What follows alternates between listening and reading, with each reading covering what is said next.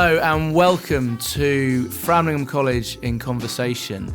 We are about to embark on a series of podcasts about well-being. It should be really exciting, and we've invited lots of different pupils into the booth to join myself and Dr. Emmeline Gwaspari, clinical psychologist, to discuss various issues around teenage well-being.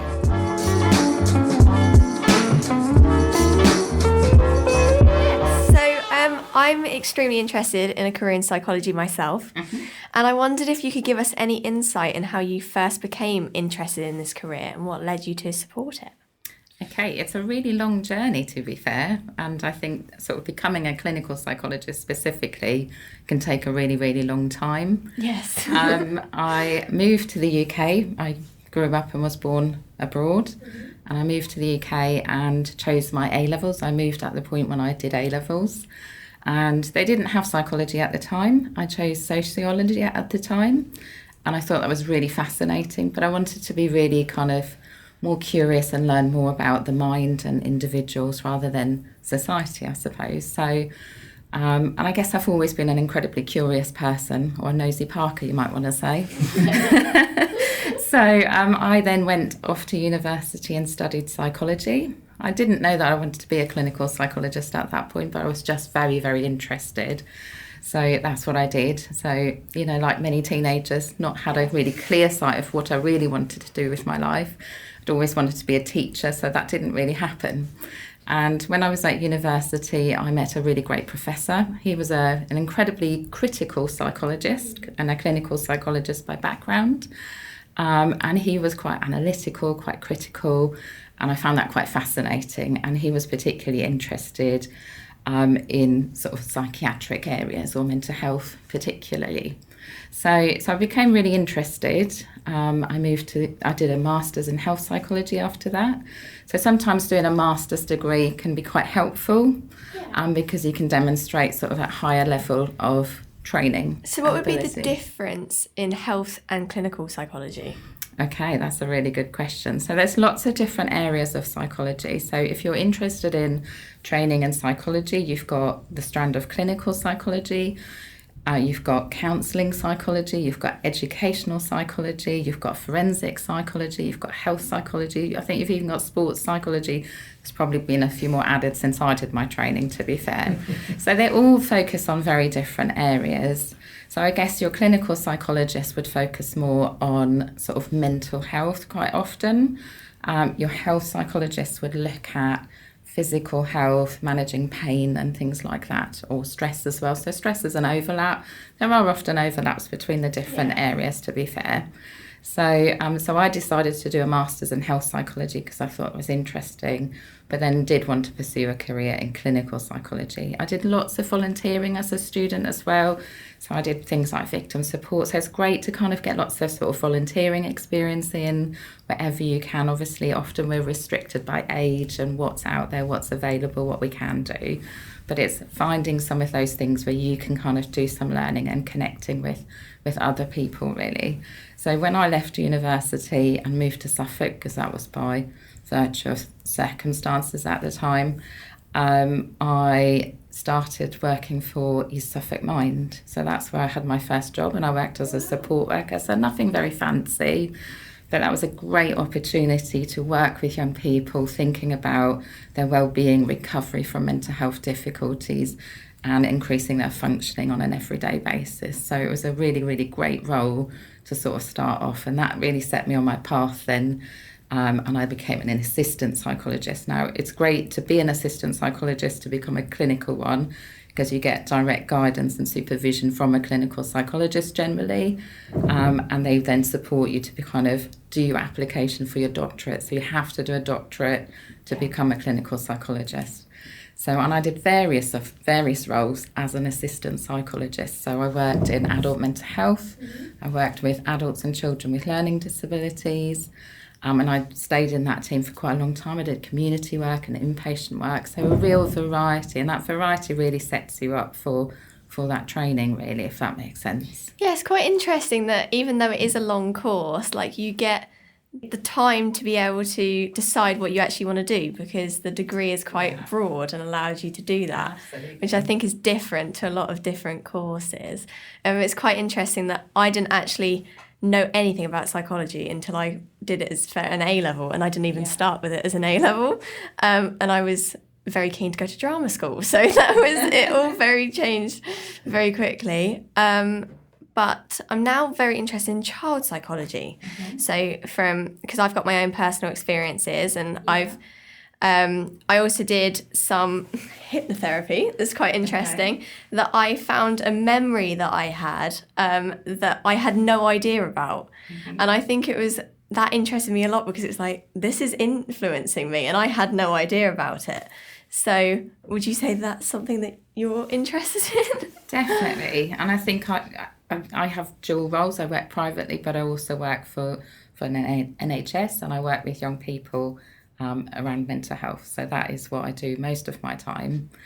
And I guess one of the things that often happens is we hear parents say, my child won't remember the thing that's happened when they were really young. And what we know is that that's actually not really that true. Yeah. We actually know that we can have experiences when we're in utero. So, if things happen while you're in utero, there are kind of some memories of that, not maybe those kind of memories that you would think about, where we have that real cognitive kind of memory and we know all the details. But what we know is that things that can happen in childhood, even as adults sometimes, is our body kind of recalls it, but not necessarily our memories. Oh, wow. So it's not unusual for people to react to things and not know why they're reacting to things, but it's because things have happened and your body is in that stress mode, that fight, flight and freeze much more quickly as a consequence. Yes, and I'd say that that's very topical when talking about teenagers, because we're all trying to understand who we are. Absolutely. Especially in a world that's quite difficult to navigate with things like social media and stuff like that. So there are a lot of pressures on teenagers, isn't there? So when you're a teenager, there's a lot of changes that you're going through at that point. So, you're very much in your emotion kind of mindset. You're also very much focused on social kind of aspects, so whereas maybe when you're younger, you might kind of go more to your parents for support. Actually, what your peers think of you becomes much more kind of important. We have hormonal changes as well, but actually those emotionally, we're often much more sensitive as a teenager as well. Yes. So that means we kind of have much more sort of stronger emotional experiences. Now, they can be really positive, but they can equally be quite negative. So, so feeling judged by your peers sometimes, or feeling like you have to be like your peers, there's that kind of social pressure that comes with being a teenager. We look at social media, we kind of get an image of what we think other people's lives are like, don't we? Yes. Well, if you looked at my social media, I only post the nice bits that I have, the nice times I have with my children. I don't post the times that I have that are not so pleasant in my life generally. But we focus and think everybody has this very perfect life on social media. There's lots of lovely filters as well, isn't there? Yes. That make us all look incredibly glamorous on social media if we want to use those. But actually it also sets an expectation and a pressure to be like that and to kind of fit in and be very similar and have those lifestyles sometimes. Yeah, so how do you think that we can dissociate from what is reality and what is just social media's perception of reality? Well, I think that's a really good question, Amy, and I think that's a really tough one to answer. Yes. So, I think that's a really good question, in that I think we have to remind ourselves that actually what we see sometimes on social media isn't always the reality. And I think that can be, as a teenager, really hard to hold on to.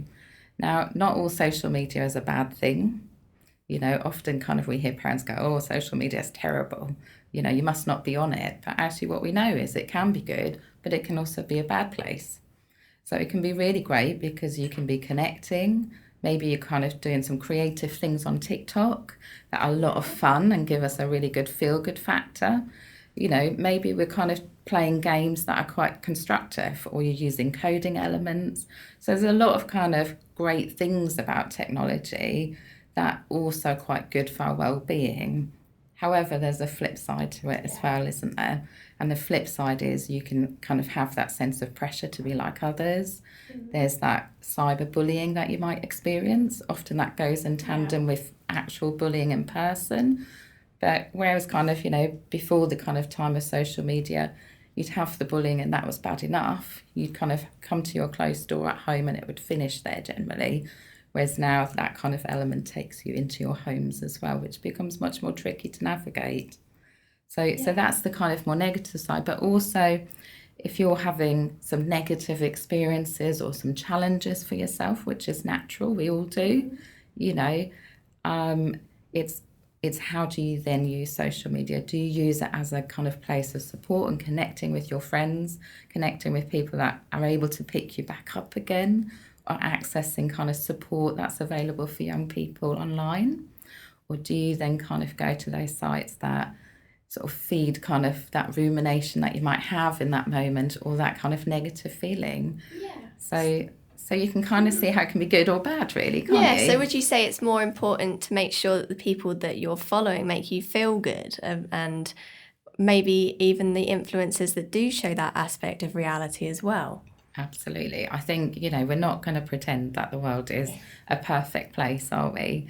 Even kind of people who have a really strong mental well-being and are in a great place will also have days that are more challenging. It's natural to have negative emotions. It's natural to have challenging days.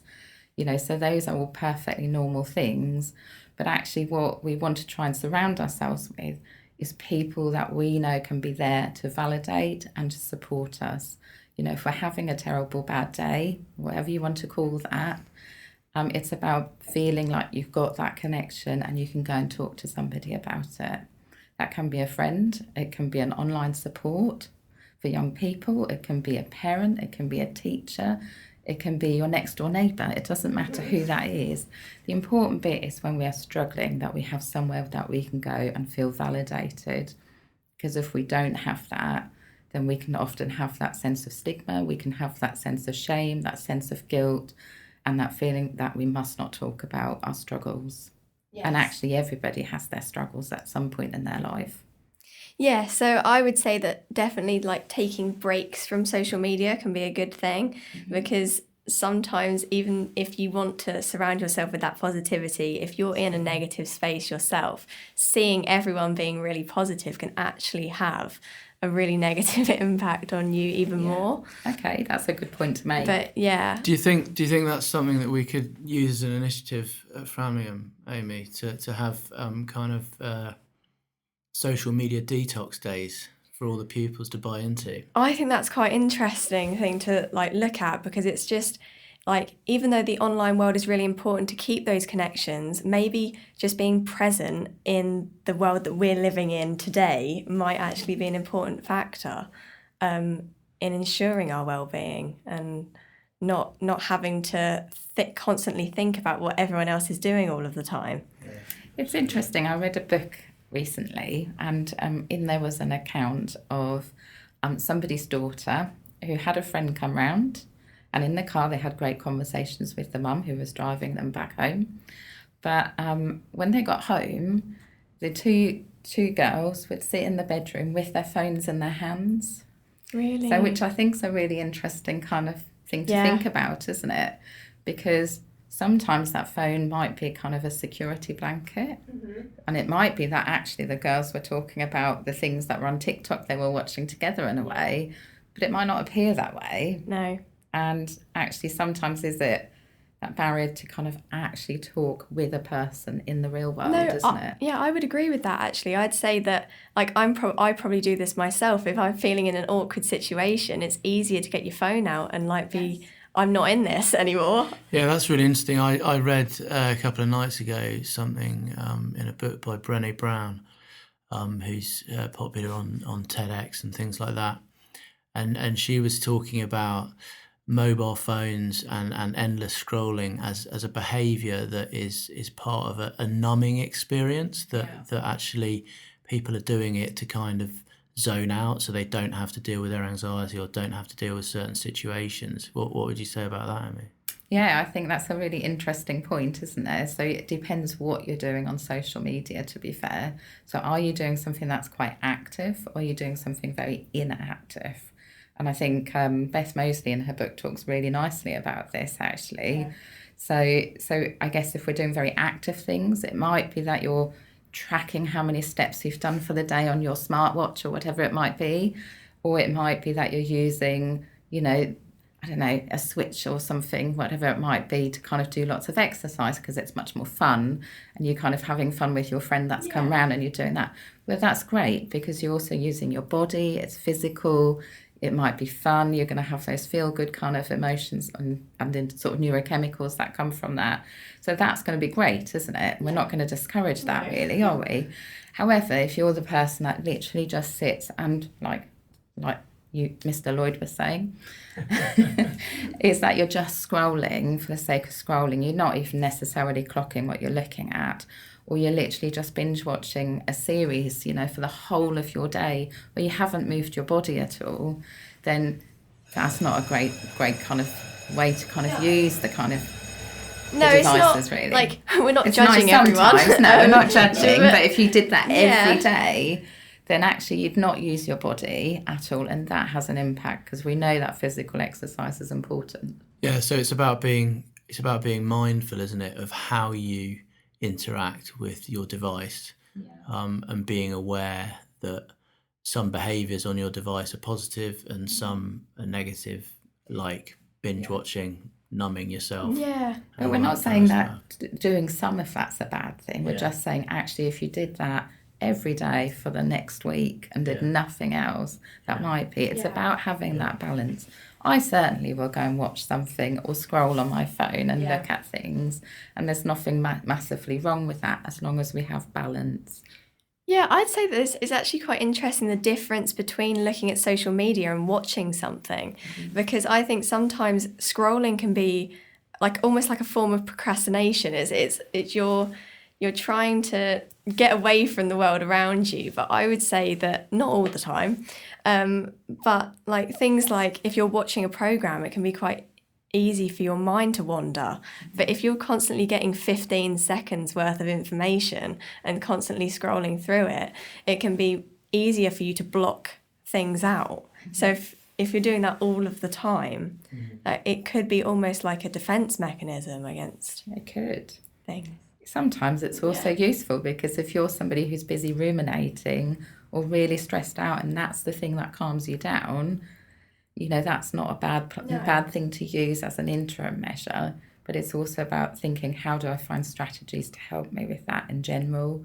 So it's about knowing why you're doing what you're doing. Yeah. So it's about trying to be in tune with why you're doing certain things on your devices. Is it because you get a real pleasure from it? And it might be that you get a real drive, so your dopamine kind of kicks in by doing some of those things. That's great sometimes, isn't it? Yeah. So it's knowing why you're doing what you're doing and thinking about balance and thinking about what's the function of it for you. Is it because you just get a real pleasure out of it? And that's okay. But it's also thinking about those other things that encourage our well-being.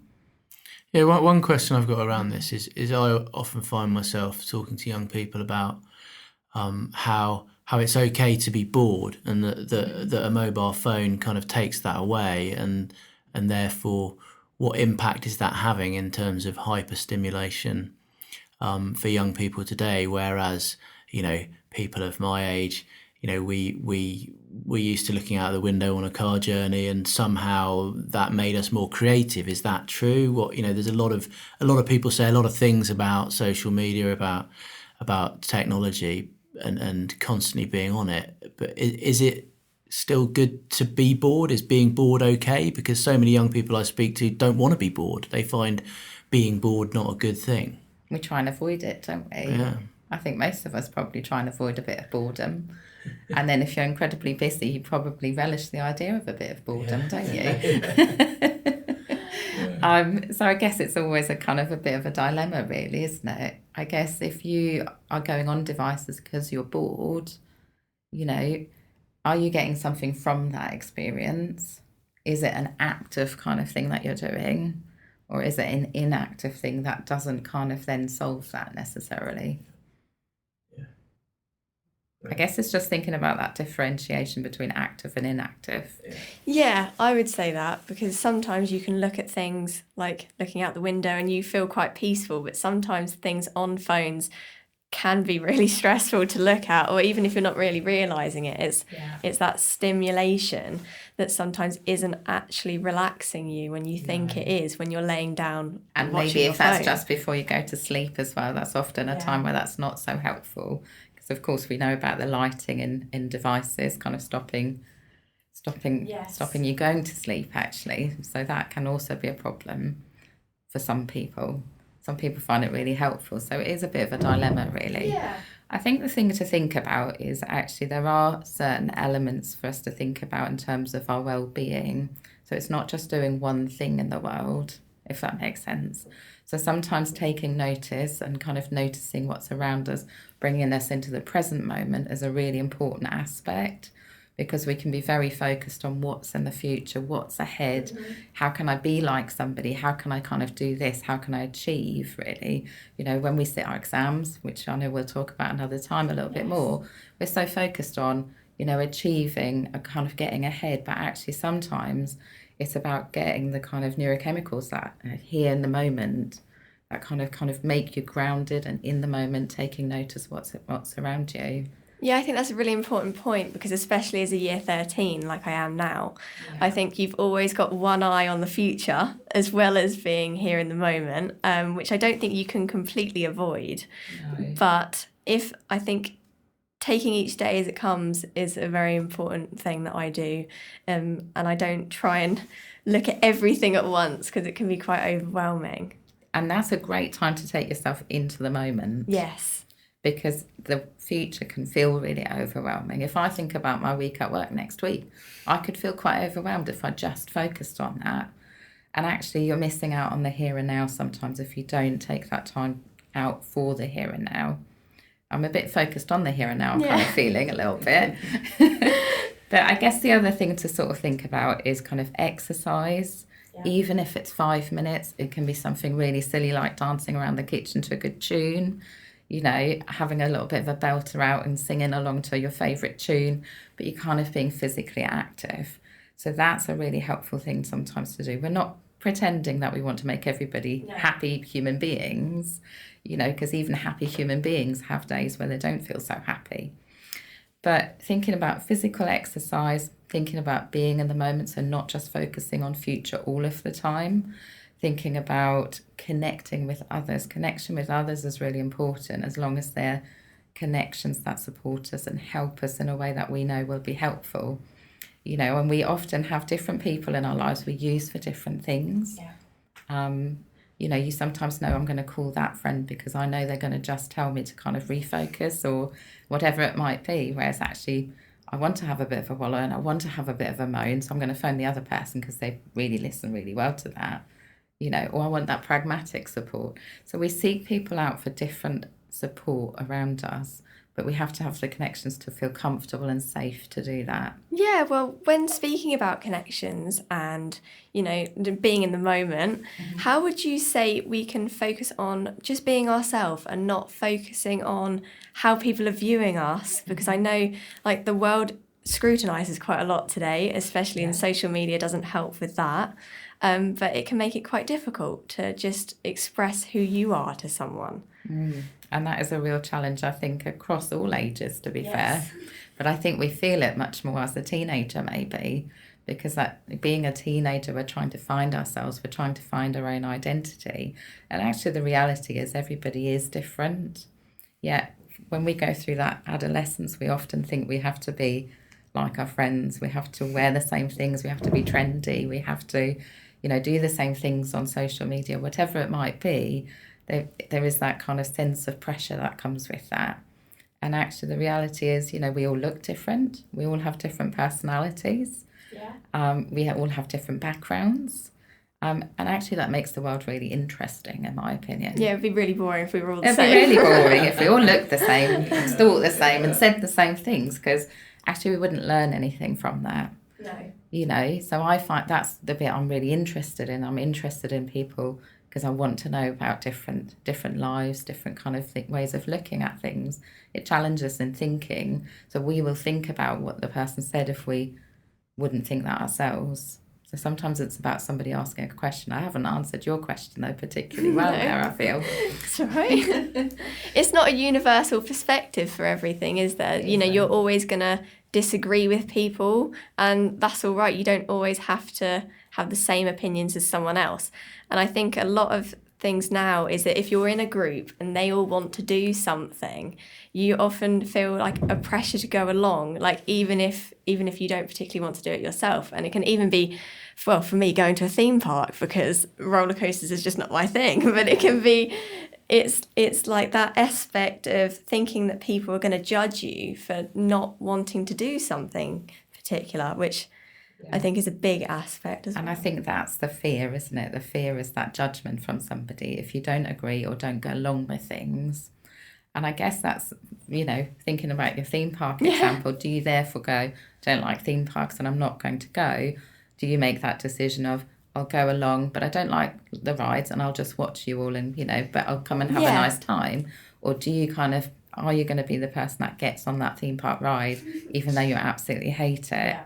You know, and it's about being brave, and it's about being assertive in what you believe in and what's important to you. Yeah. But that can feel really scary. Yes. And the scary bit is the sense of judgment. So, and I guess lots of people who have mental health difficulties, for example, often have similar experiences of, do I share my difficulties? But I might be judged, I might not be supported, I might be discriminated. And I guess that fear isn't that different, really. No, I'd say that that's definitely the point, and that actually brings us onto the stigmas around mental health. And it's still a big thing that even though it is talked about, it's almost brushed over a little bit as a talk rather than an open conversation. And I'd say that's definitely something that I'd like to change. Yeah, me too. Yeah. And I try very hard for that, I have to say. Yeah, so how do you think in friendship groups we could start just not even like making everyone tell everyone everything, but just trying to open up that conversation a little bit more? Absolutely. I'm a big fan of opening up conversations around it, Amy. Yeah. So I think the key bit is, like we've just talked about, is if I don't feel I can talk about the difficulty, am I going to? Mm. And if I don't feel like I can, what happens? It builds up internally. So it often makes that difficulty much bigger. And the thing with mental health difficulties is it's not a static thing, if that makes sense. Everybody can develop some mental health difficulties. You know, it doesn't mean that they're there forever.